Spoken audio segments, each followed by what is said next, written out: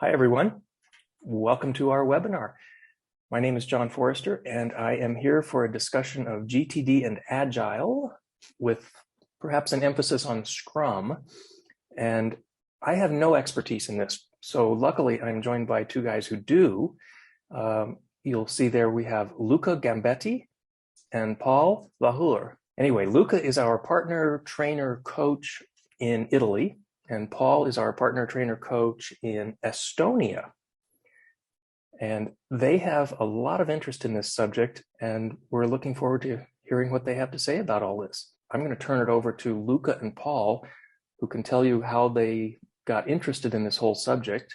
Let me start first. Hello, everyone. I'm Luca, and well, I started using Scrum in 1997. That is more or less 25 years ago. And well before I got interested in GTD. And well, at first I had a lot of difficulties with the Scrum. I was raised as an engineer. So I started thinking that there is a perfect solution for every problem. While growing, I lost this certainty, and I started loving Scrum and loving GTD, of course, and loving dynamic steering. That's my introduction. Paul. Okay, so my introduction. So basically, I've been hanging around with software developers for the last 30 years almost. Never been one myself. I've been a project manager and kind of business manager, etc. 8 years ago, I joined Microsoft, and then I worked there in a learning and development team. And one of our tasks was to organize an Agile community, because at that time I was working in the Skype division, which was just recently acquired, and they started implementing Agile in a bigger way in that organization. So, and then I was also trained as a Scrum Master there. I practiced it for a while, although it wasn't a software development team, it was a learning and development team. But yeah, that's kind of my introduction to Agile as such. But then it's been fascinating to see kind of the parallels between that and GTD, and especially when I became a GTD trainer and franchisee in Estonia. And I kind of looked through the trainers forum, and then every once in a while, kind of an Agile post came up. There was stuff from Luca and from others, etc. So that's where kind of my interest is, and I draw some parallels between those. Yeah.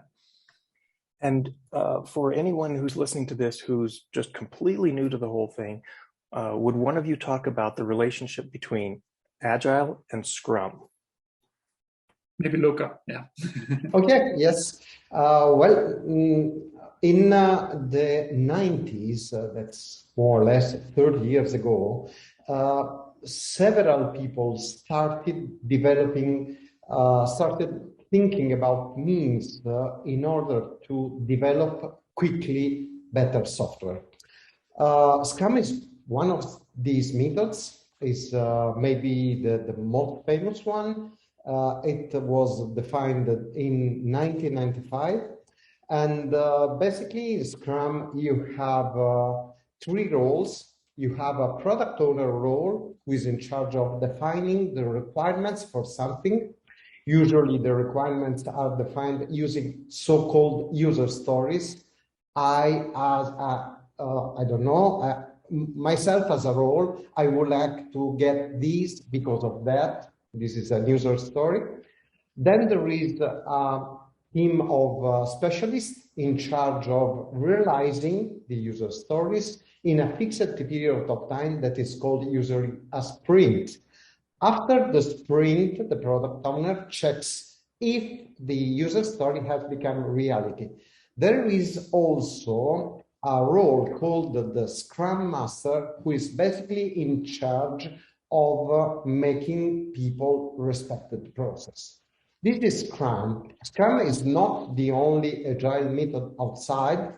I have to say the word Agile was officially defined in 2001 when 12 people met and defined the Agile manifesto. So you have Agile, that is a philosophy described in a manifesto. You can Google Agile manifesto and quickly find what it's all about. It's 4 rows of text, very easy to read. And you have many methods to apply this concept. This is about the distinction between Agile and Scrum. So Scrum is some form of Agile, but there are many, many, many forms of Agile out there. Got it. Thank you for that. And Paul, you said you first got interested in this when you were working with Microsoft. Is that right? Yes. Yes. Yeah. I didn't know they were on the leading edge that way. Yeah. I mean, maybe don't know about the rest of the Microsoft at that time, right? Obviously, there were some parts of it which I think were quite agile, like more younger parts like Bing, etc. Don't know about, for example, like the core parts, like which parts which develop Windows and which parts develop Office, right? I think they probably have had over the years, just as maybe as a contrast as well, they have over the years practiced waterfall software development. So, and distinction from Agile, it's where kind of the plan about the software development plan is made like a years ahead, right? And it's kind of, you need to go like through stages, like you finish one stage and then you're going to fall down to the next stage and fall down to the next stage. So that's where the name waterfall comes. And Agile is in that sense different, and it's very iterative, right? So it's kind of, you start with something small, you do something that works, and then you take it from there. And it's not that you make a plan for next 5 years, which, if you remember, that what's used to happen with like Windows releases, right? That they came out and then they maybe were late, or I don't know how was the communication around that. Maybe it said like, hey, we're going to give out Windows in 6 months, and then it came out and then it wasn't really working. So that might have been the fault of like the waterfall not going very well, for example. But I was part of the Skype, which was a startup that was acquired by Microsoft. So they were kind of more open to this kind of a more agile way of working. Yeah. All right, so let's get into how you see the parallels or possible intersections between Scrum and any other Agile methodologies that you want to talk about and GTD. Okay, let me start. We can reason at different levels. First of all, in my experience, I did a lot of GTD and Scrum training. So I actually trained people on both methodologies. Why?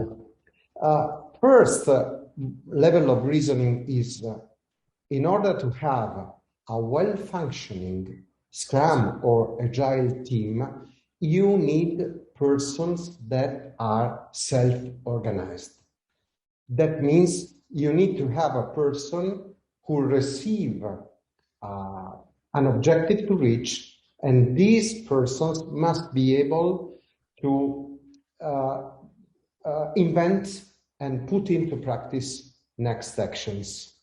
So, first of all, having the capability to do outcome-based reasoning is fundamental for an Agile team. Very, very often you will find in an Agile team people that are used to receive orders.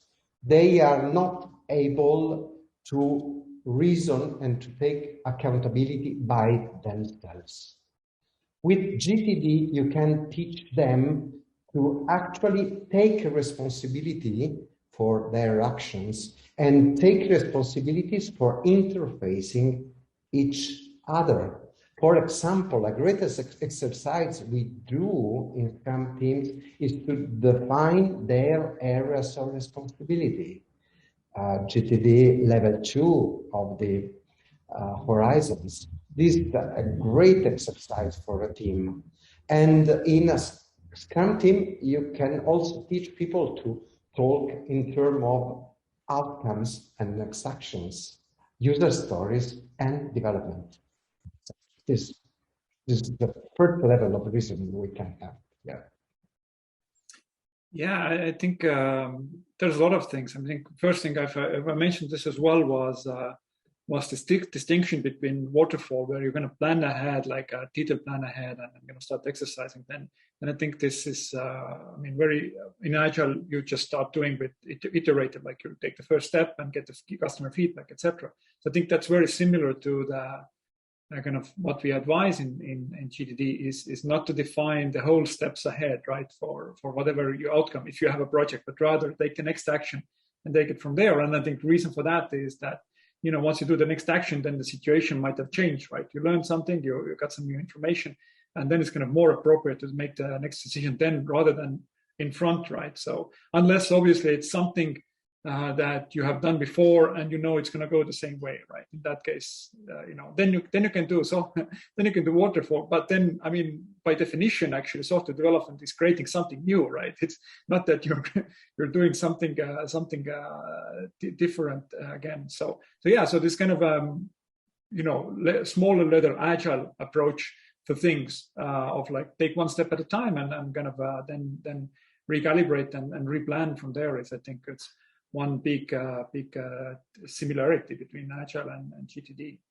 So that reminds me of what some people who are new to GTD ask when they're talking about their projects, and they say, "Well, one action isn't enough. The project has so many actions," and they think that it's a shortcoming of GTD that we just want them to have at least one next action, because so many people are used to thinking that they need to plan out in advance and know all of the next actions because they think they know what will happen after they take this next action. But in so many projects, that's not the case. They take a next action, learn something, and that changes how the plan forms from that point on.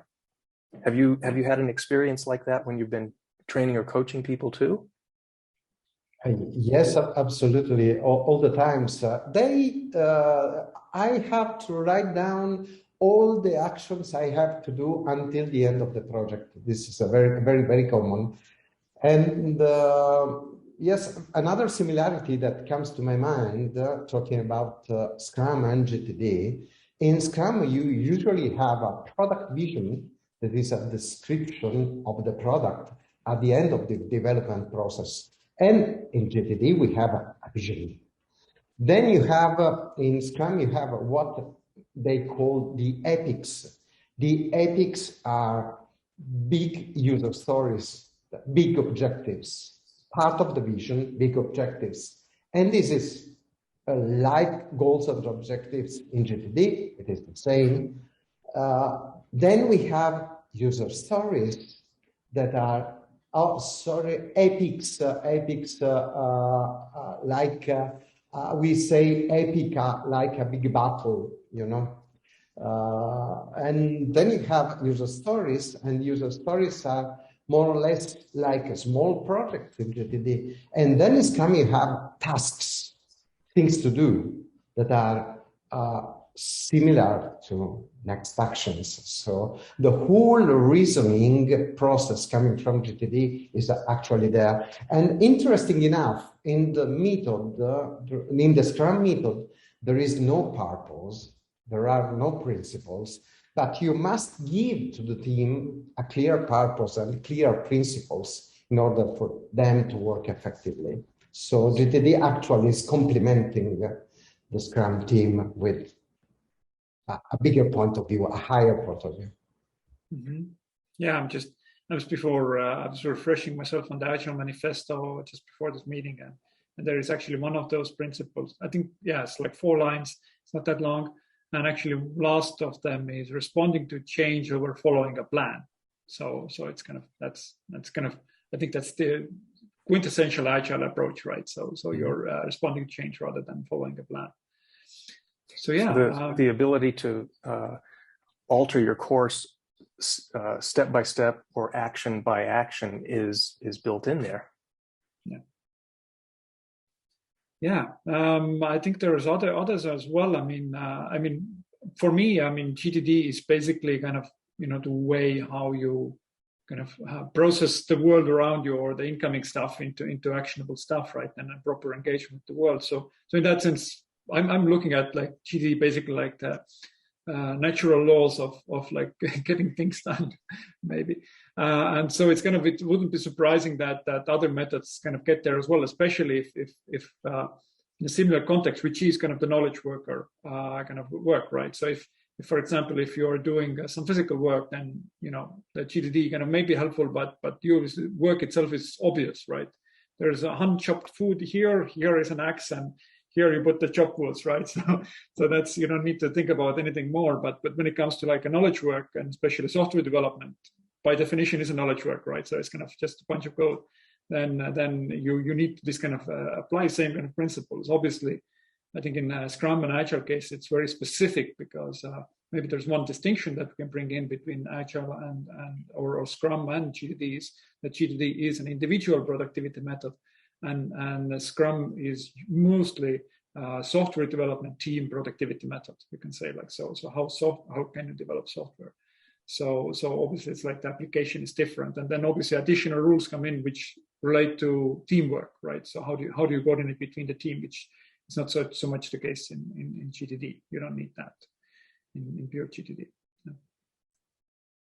And would you say that, and this is for either of you, would you say that knowledge of and especially practice of GTD would make somebody more effective at implementing any of the Agile methods? I know that's kind of a leading question, because if you answer no, I'm going to look silly. No. The first thing that comes to my mind is absolutely natural planning model. You can use natural planning model while writing down user stories. I mean, you have a project vision, and you have to create user stories coming from this vision. Or you can have a user story, and you have to start planning specific next action, starting from that user story, and have a natural planning model session with all of your team, including the product owner or the business representative, is absolutely fantastic. They usually they have no specific method in order to pass from a concept to concrete work, to practical work. And with GTD, you give them this practical advice. So the first thing that comes to my mind, absolutely natural planning model.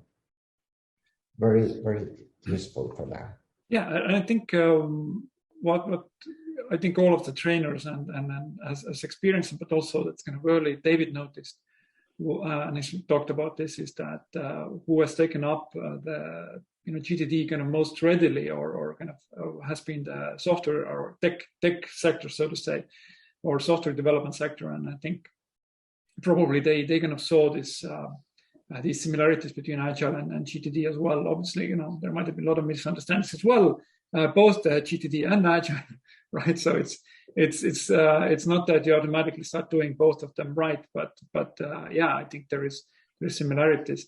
I mean, I read actually I mentioned those stories that I read about Agile or experiences with the people who practice Agile in the trainers forum. And one was from Jukka, our colleague from Finland, and he mentioned this case where there's this one individual who kind of really claimed that he doesn't need GTD.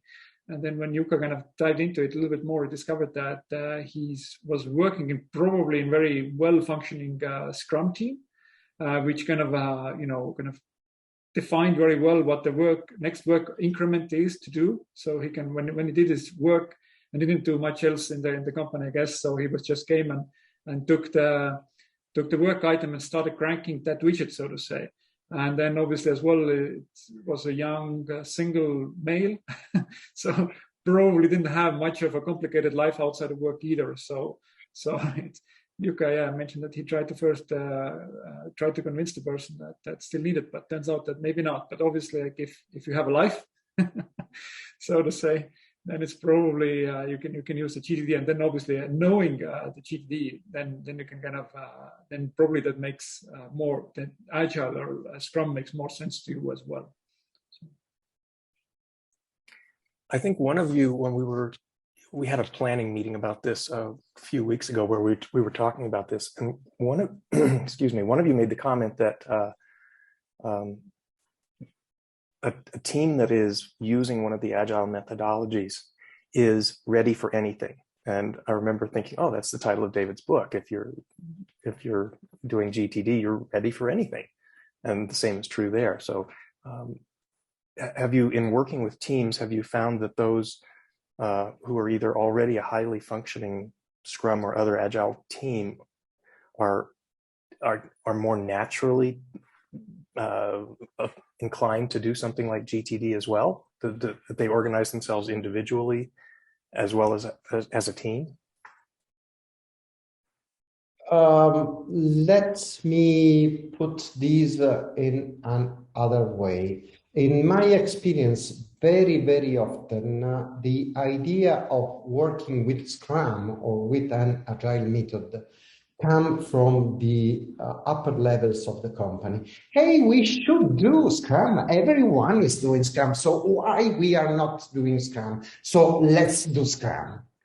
And so you have teams that are not really ready for Scrum. So what we do very often is to take these teams and pass them through a GTD training in order to make them ready for Scrum. So they can really do Scrum. This is my experience. They can really do Scrum only if they are ready for everything, as you said. I mean, if they are not working, if they are not always expecting from something outside them to happen, to work in a Scrum team, you shall have an internal locus of control. You shall be in control of your actions. While very often people working in our companies are not in control, they feel they are not in control. So in order to become ready, GTD training was very useful in my experience. And after a year and a half of practicing GTD and of GTD coaching, they moved to more complicated Scrum and Agile infrastructures, organizational structures. Yeah, I haven't done first-hand experience like that, but definitely, like if you don't have your own house in order, then it's kind of hard to kind of follow somebody else's orders as well, or kind of work together well with others. So absolutely. I wanted to mention as well some kind of additional, besides kind of the next actions and then kind of similarities between Scrum and Agile. So, for example, the second step, clarify. So this is actually, there's part of Scrum, which is kind of product backlog refinement, for example, is one of the activities, right? It's probably a few others there as well. But basically where you kind of clarify, it usually come like, as Luca said, there's like a high level thing, what we want to achieve, and then it's kind of a smaller working increment, and then like actually the real next action that you need to do. So, but yeah, you need to kind of break those big things down into smaller. So it might be taking like projects and sub-projects, etc. So, but then clarifying as well of like what's the next action, what's the projects there. Then there is when they usually work the Scrum teams in a sprint. I mean, usually I think that's the definition of Scrum is that they work in a sprint, right? So it's like a short work cycle, which is somewhere between 1 week and 4 weeks, right? So it's depending on maybe the nature of the work or how teams are used to working. And there you have a sprint backlog. So on this, you can think maybe the next actions and projects list that you're actively working on, and then everything else is, more of something that you will take on the next sprint. You can be thinking of this as a someday maybe list or projects on hold, for example, or kind of the future things to do. So there was a lot of meetings, quite a few meeting formats around Scrum. So there is a daily Scrum, which you can, I think, in basically where everybody says what they're working on, etc. but then they could also be seeing like as a daily review, right? So it's kind of like a team review, right? So I'm working this, I'm working on that, I'm working on that, right? So you can say as well in the morning when you look at your calendar and look at the next action list of what you plan to do today. So, and then there is sprint meetings, which are kind of, for example, review meeting, retrospective meeting, planning meeting.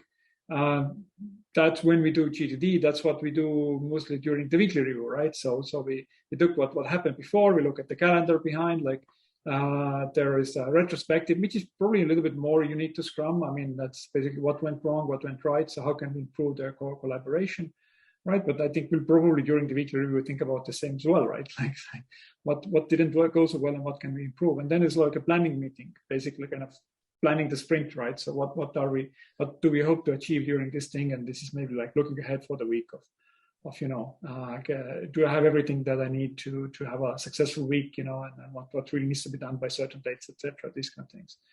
So yeah, there's this additional similarities between Scrum and Agile, Scrum and GTD. I'm going to call out something I'm seeing in the chat window here. There's a question from somebody named Kelly, who has the same last name as I do. She says, when I did GTD trainings at Google, they described their philosophy as launch, iterate, launch, iterate, launch, iterate. You get the idea there. So she's asking, is that an agile approach? And Luca typed back, yes, it is. Our motto is thought, action, and conversation. Very good. Yes. So another thing I wanted to mention from our discussion beforehand when we were planning this is that you guys talked about that the customer can ask for everything, but you cannot do everything. And that's a parallel between GTD and Scrum. So often people say, I have more to do than I can do. And often the answer we give is, well, there are some things that you're just going to have to say no to, either renegotiate, not make the commitment in the first place. So can you talk about how Agile Scrum methodologies set you up to say no effectively? Yeah, this is very interesting because there are in Agile Scrum we have two basic concepts that are the time box, time is fixed, and priority. Mm-hmm. So you must make good use of your limited time. So a slight difference here between Scrum and GTD. In GTD, we say that our prioritization is dynamic, while in Scrum, prioritization is not dynamic, is made at fixed intervals. At every sprint, you prioritize. And usually you have 4 levels of prioritization. That is must. This is needed in order for the solution to work. Without must, the solution.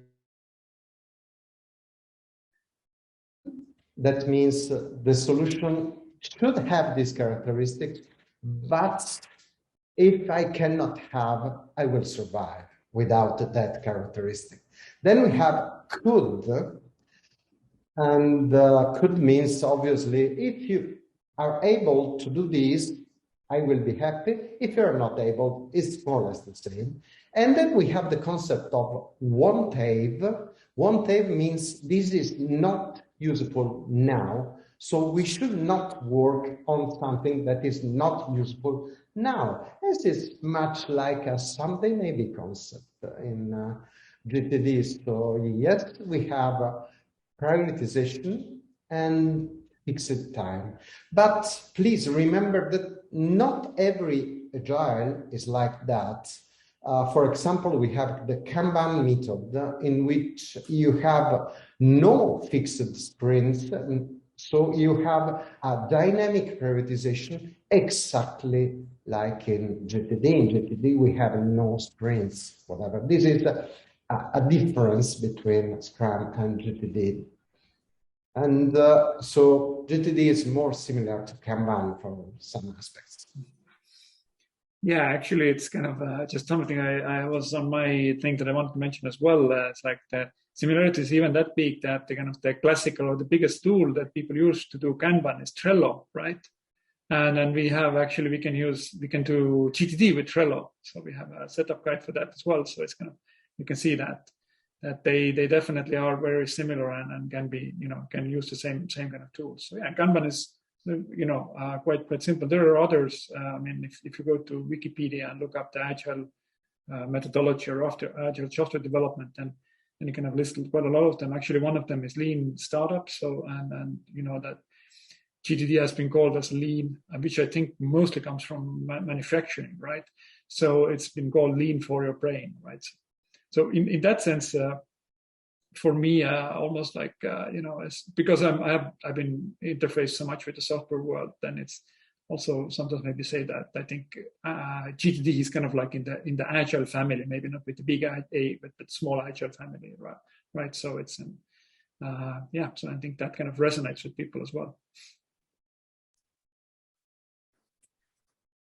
Let's see, look back at my notes here and see what else I see here.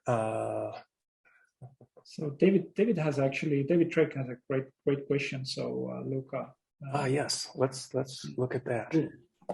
All right, so David's asking, is an important third comment the idea of making sure everyone on your team has protected time to carry out the current sprint?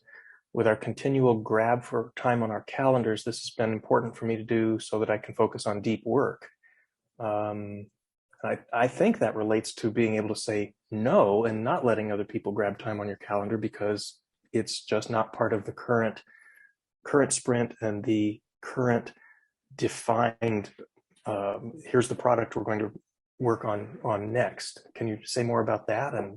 And Luca, I believe you even used the phrase time boxing a few minutes ago. Yeah.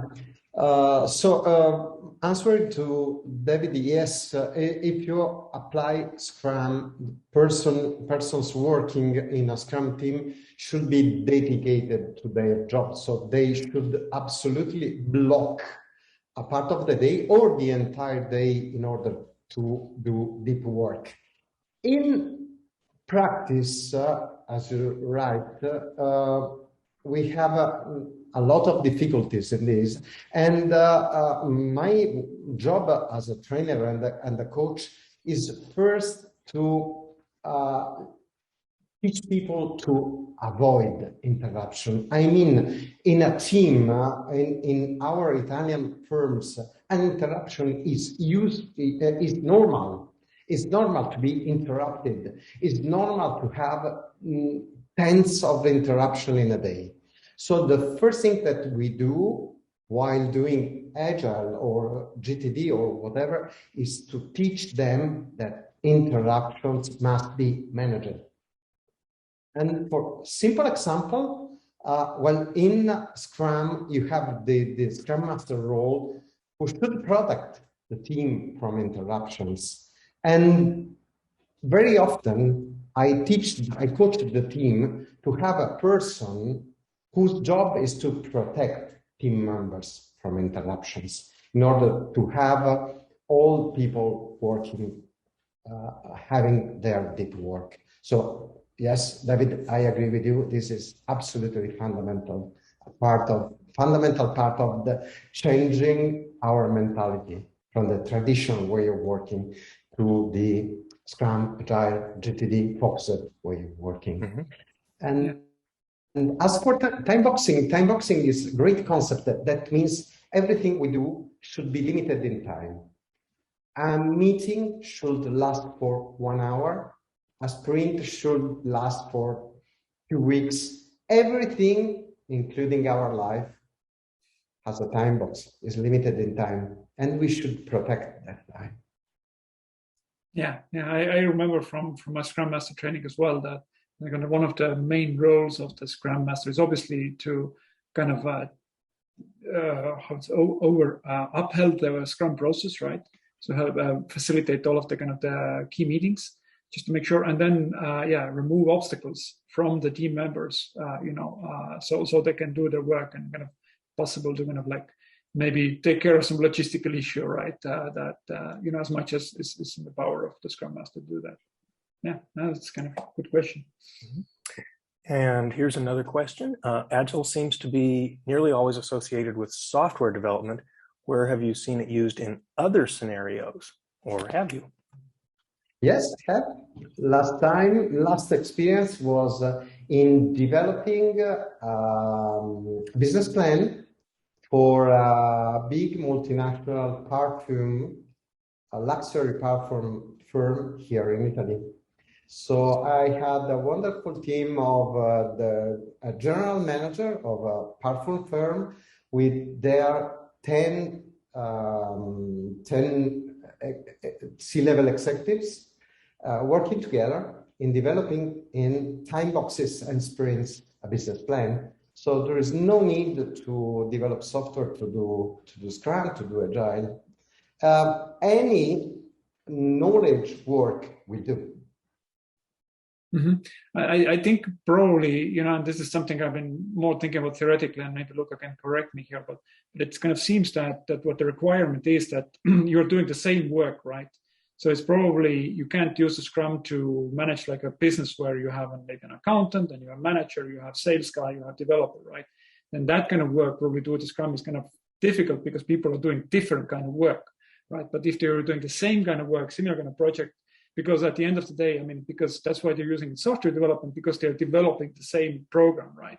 So it's kind of like, it's kind of one end product, like if one person is working on something advertisement, the other person is writing the code, then probably, the work is by nature a little bit different, although it may be around the same business goal. But that's, I think if you look from GTD as well, we don't share, usually it doesn't make sense to share your next action list with somebody else or project list, because that probably not might sense to them, right? Because it's your work that you need to do. Obviously, if you need to do, you delegate it, etc., or waiting for it. But yeah, that's my addition. And Paul, that brings us around to another angle on this is if you're working on a Scrum team and practicing GTD, is there duplication, or how can you avoid duplicating having your next actions and any of your lists in two places? Yeah, just coming from my experience, I did some serious mistakes at the beginning, doing some, let me say, traditional GTD training to people working in GTD teams, instilling in them the idea that they should have two separated systems. Well, my current positioning about that is this. Your team project list should be on your tool, on your Jira, on your Trello, on your whatever. So I am assuming that if you work as a Scrum team, you have a list of shared objectives. The list of shared objectives should be on a shared system. So no duplication at all. As for the task or next action, it depends, really. You have to carefully coach the team, because often you have in the Scrum system, in Trello, Atlassian, whatever, you have a definition of the task that is fully unclear. It is not sufficiently clear. In this case, you should detail in your personal GTD, from my experience, from my personal point of view, what you are actually supposed to do. But if your team grows, becomes more mature, and start writing down clear tasks, I personally see no problem in keeping these tasks in a shared system. So, Peter, is a great question. A lot of problem in practice, and a lot of sensibility in finding the solution. It depends. The real the real question is, hey, reading this, it is perfectly clear to you what you have to do. No, please clarify. Yeah. Great answer. Paul, when you were working with the development teams, developing software, how much did you find that either you personally had duplication in your system with what the team had externalized as an action or a goal?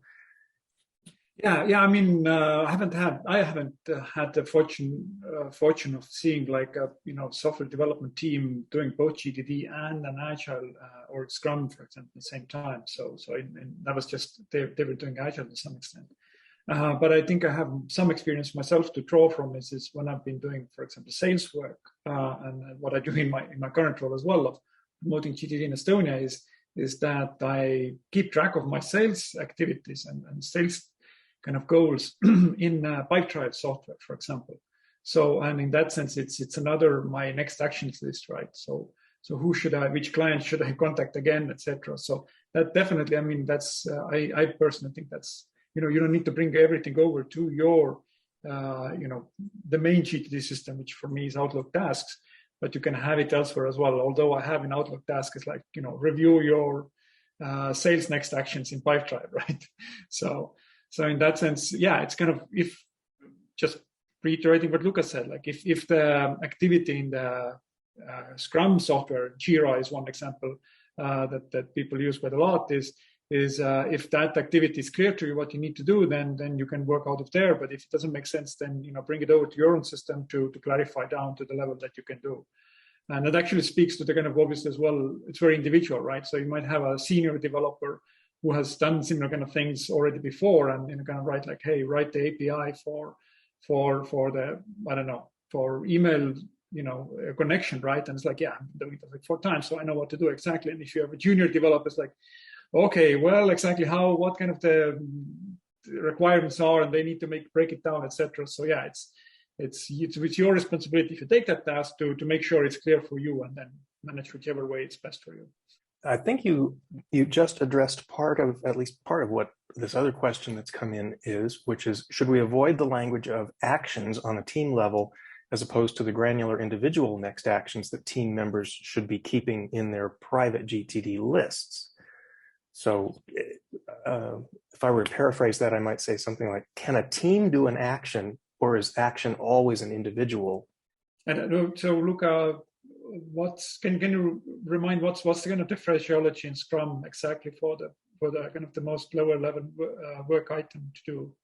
The most lower level item to do is actually called a task in Scrum. But well, I don't really want to. Scrum encourages you to work together. So you can start clarifying with one of your team members. So it is not clear, the boundary for me. There is no clear boundary between the Scrum task and my individual next action. What is important is to give the team the message, okay, I got it. I knew exactly what I have to do. I will do this. Or it is not clear. We have to clarify. Please clarify again. So, well, the real difference between Scrum and GTD is that in Scrum, you need to interact with others. And but it is the same mental process. It is the same cognitive process. You have understand the outcome, clarify the outcome, clarify next action. So I leave my teams quite free to find the ideal balance between what is team level and what is personal level. I don't know if this was a real answer to your question, but I tried. Yeah, I might add that as well.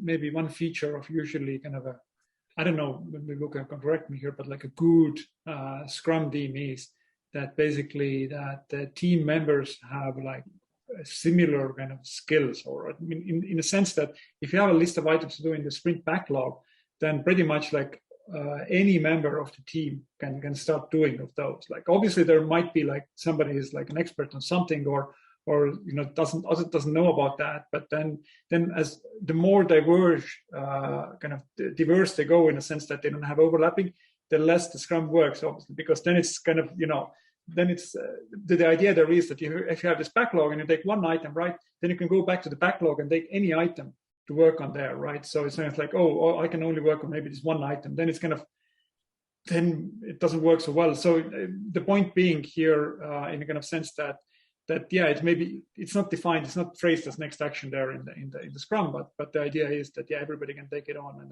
that goes back to that they're working on the same thing and you have the similar skills, right? Yeah. Good answers. All right, I'm going to hopscotch over a previous question and go to this one first. If you're using Agile, how difficult is it to define project timings? And I think this goes to the idea of a sprint that has a defined timeline. Can you talk to that a bit, Luca? Yeah, there is no project timing in Agile, or if you prefer, there is fixed project timing. Let me explain. Agile reasons like that. I have a clear objective. Can you bring me nearer this objective in 4 weeks' time? So the question is not how much time do you need in order to bring me on the objective. The question is, in a fixed time, what is the very first next action that you can do in order to bring me nearer to the objective? I explain these to my classrooms like that. Suppose you have a clear objective, become rich. What can you do until tonight in order to become a little bit richer? This is the Agile way of reasoning. So you are not constrained to tell me how much time is needed to reach a fixed objective. This is not Agile.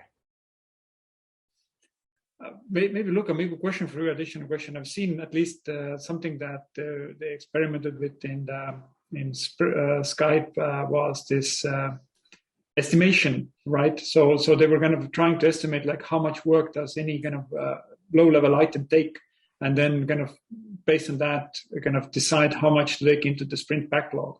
And what I've kind of seen around, that's usually people get that wrong in many levels, but yeah, there's like estimation poker kind of a method to do for that, etc. So, but I don't know, Luca, what's your experience? Estimation poker. I'm going to remember that one. Yes, we also do planning poker. What do you call estimation poker? Yes, we do also do that.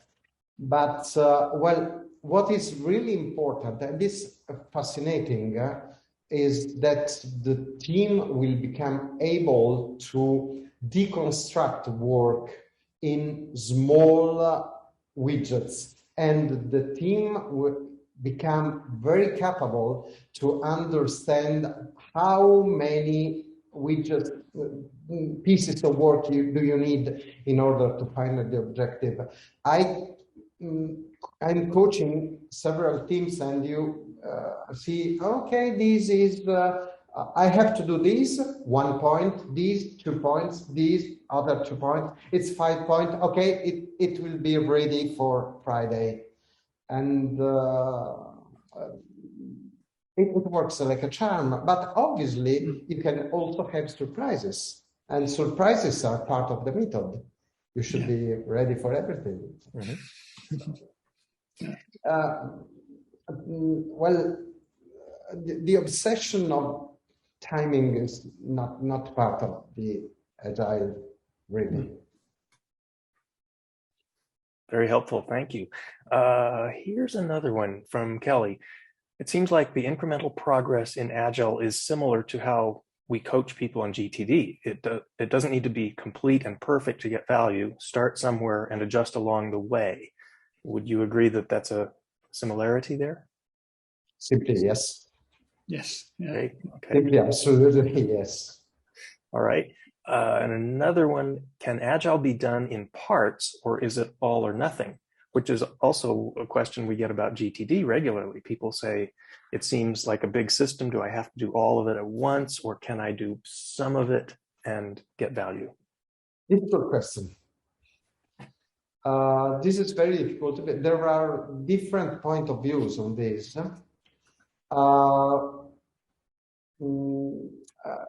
Here, this reasoning it is not fully aligned with GTD, because here we should talk about organizational dynamics. What is the big problem here? We are trying to use people creativity. So we are trying to involve people, to engage people. If you have an organizational system that is not engaging, you will not be able to convince your people to engage in your Agile project. So it could be that in some organization, you will never be able to convince people to work this way. Could be.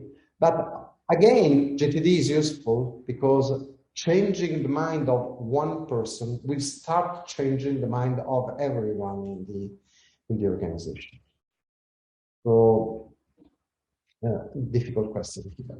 Yeah, and maybe one thing to point out is probably as well that Agile is in itself is not a method, right? Agile is like a way of thinking, and then you have specific methods like Scrum or Kanban, and they have been actually, there's a lot of mixing and matching going around. So there is something called Scrumban out there, basically a combination of Kanban and Scrumban. There is obviously, ironically, people also say that some companies do Scrumfall, so basically not really doing the Agile, etc. So. But I guess it's same with the GTD. Like you can adopt the 2-minute rule, and maybe you can adopt they're kind of writing everything down. But then it's more like then you'll have a result which is like in a single-digit numbers. But once you're going to do all of the 5 steps, then it's actually the outcome is much bigger than the sum of the parts, right? So it's I think the same in Agile. But then maybe the question even then is like what if you don't, for example, if you take some parts of Scrum, what are doing you instead of those other parts of Scrum that didn't adopt, right? What are those practices, what you're exactly doing? So maybe they are kind of really great. Maybe you're doing some sense kind of GTD and Scrum to some way together, right? Or maybe it's totally dysfunctional habits that you have there, right? Mm-hmm. And maybe even the Agile doesn't, or Scrum things might not help there either. So we are doing something anyway, right? We are always doing something. We are approaching the way in some way, or we are approaching the world in some way, right? And if you don't, for example, accept GTD, if you don't write everything down, then what you're doing is you're not writing everything down, right? So it's not that there's like there's like a third alternative there. So yeah.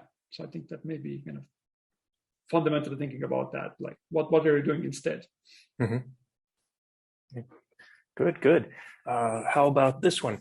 What advice and you can tell as we're going along here that instead of saving questions and answers for the last 5 minutes, we're doing them along the way because we're getting great questions in the chat window. What advice do you have for trying to extract clarity from stakeholders who are prone to using the unnatural or reactive planning models? And you can tell from that question, he's not even necessarily saying, what's your Scrum answer, but pulling from anything you know, how do you deal with stakeholders who are reactive, unnatural planners? Well, from my experience, I use 2 questions here. The first question is, why this is so important for you? And the second question is, okay, when you get what you are asking me, how do you understand that you are successful? So I used these two questions well before knowing GTD, and I found these same two questions is so important for you. And how do you will understand that you succeeded? What will you see around you in order to understand that you succeeded? Yeah, I think actually that goes back to one of the notes I made was definition of done, right? So it's sometimes that's very important to define. I think basically the correlating in GTD is like the writing down a good project name. So what does done look like? What's the definition of done? But I haven't had that experience in kind of the Scrum situation. But what I've done when it's doing GTD, and that's been pretty much from the beginning is whenever I need to get something from somebody, then I usually and I try to email them or write in writing so it kind of stays with them. And then also in that case, what I'm asking them to do is basically I'm writing down in a sentence almost like their next action, right?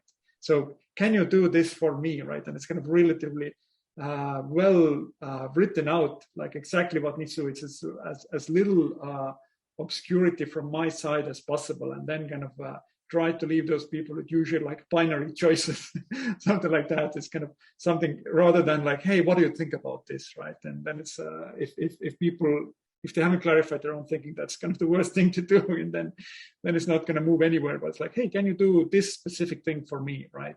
By that time, and then it's yes or no answer, and that's maybe how to approach that. Basically, almost like you're doing the clarifying work for them, right? And it's like, here are your options, choose, 1 or 0.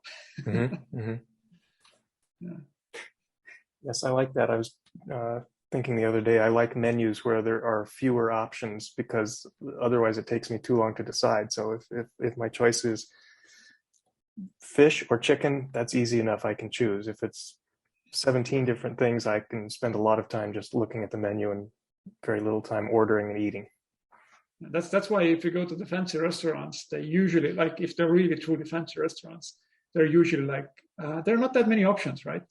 There's like what the chef has of sense of doing today. Like yes. you go. I think usually, at least in Estonia, the Italian restaurants that we have usually go, there's like maybe 2 or 3 options for the main course and mm-hmm. 1 or 2 options for it. I think it's probably, I'm not saying that's all Italian, but it's kind of, that's usually where it goes because that actually makes it easier for you to make a choice, right? Oh, the lamb, vegetarian or beef, right? Or mm-hmm. steak. So that's easy to choose. I like how we've gotten from GTD, Agile, Scrum around to talking about Italian food. And Luca, I'm sure you have lots of restaurants you can recommend when we get to visit you next time. Oh, yes, I'm not prepared to answer now, but yes, obviously. Okay. I will expect all of you in Rome or somewhere in Italy. And sounds very good. When you come to Tallinn, I have 2 restaurants for you to choose from. Oh, again, that's exactly what I want. More, but I'm going to make it easier for you. Good. All right. Well, we're at the top of the hour, and this has been a fascinating discussion. I appreciate both of you coming on in your late afternoon and early evening to have this discussion and explore the parallels between GTD and the Agile methodologies. That's been great. Yeah, thanks, John, for organizing this, and thank you everybody in the audience for the great questions. And thank you, Luca, for kind of bringing all the wisdom and experience, which I don't have that much. No, you both have a lot of background and light to shed on this subject, and it's been very interesting to hear what you have to say about it from these different angles. So thanks to both of you. Thanks to everyone who's been on for our live webinar, and we'll see you all again soon, I hope. Thank you. All right. Thank you, everyone.